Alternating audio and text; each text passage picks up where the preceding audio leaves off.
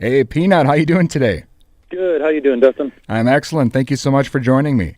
Yeah, happy to. Thanks for spreading the word. Well, yeah, let's do that. 311 has a new album out soon here called Voyager. Can you tell the listeners a bit about it? Sure. This is our album Voyager is our 13th album. We've got 13 songs on it. Four of them were produced by our friend John Feldman, who I believe has a Grammy in his awesome house in Calabasas, which also has his studio, which makes it so he can't get away from his whirlwind of excitement that is around him, as he has a lot of attractive work opportunities coming at him left and right, and he still manages to fit us in because he loves working with us. And I don't know, he's a trip. He's a new addition to our family, and we couldn't be more happy working with him and creating with him because he's so much fun. But the rest of the album was done with our long-term collaborator Scott Ralston, and he's a genius who should be he should be on stage. We should be the studio rats in some form or another. That another reality. That's what happened, and we're lucky to have Scotch's attention in the studio when we're making new albums, and also he does our live sound when we're out on the road. So you hear a very curated, specific sound because he's been with us since 1992. Excellent. Well, is there anything this time around you guys, purposely try to do different, or maybe throw some stuff at the fans they might not expect? Yeah, I mean we're exploring the idea of working with other writers and artists and expanding our sound within that.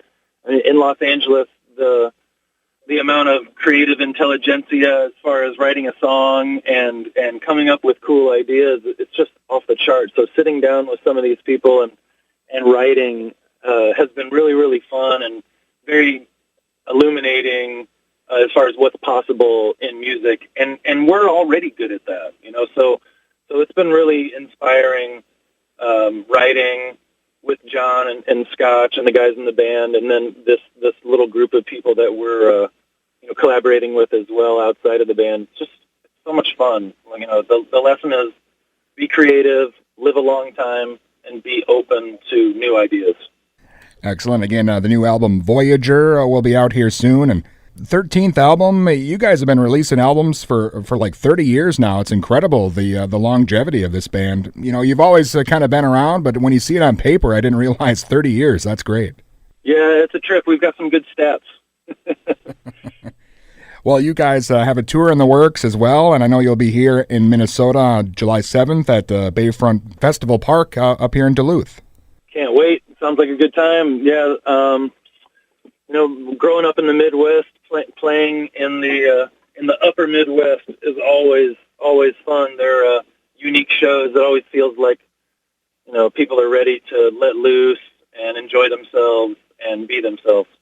Well, when you guys do these shows here in the Midwest, are you seeing a lot of fans, maybe from way back in the early days, and making the trip up from Nebraska? Sure. Here and there. I mean, it's not so easy to pick out the Cornhuskers, but with the right wink or the right T-shirt, it's pretty easy to spot people. But that's what's great about touring all over the country is people come out from all over the place, and if you want to have a good time, this tour is kind of made for you with the Dirty Heads and the Interrupters. It's gonna feel so wonderful to be outside or inside, given the gig. But to be together this summer with this group of musicians I'm excited as I can be, and I hope the audience is as well. I'm sure they are in their own way.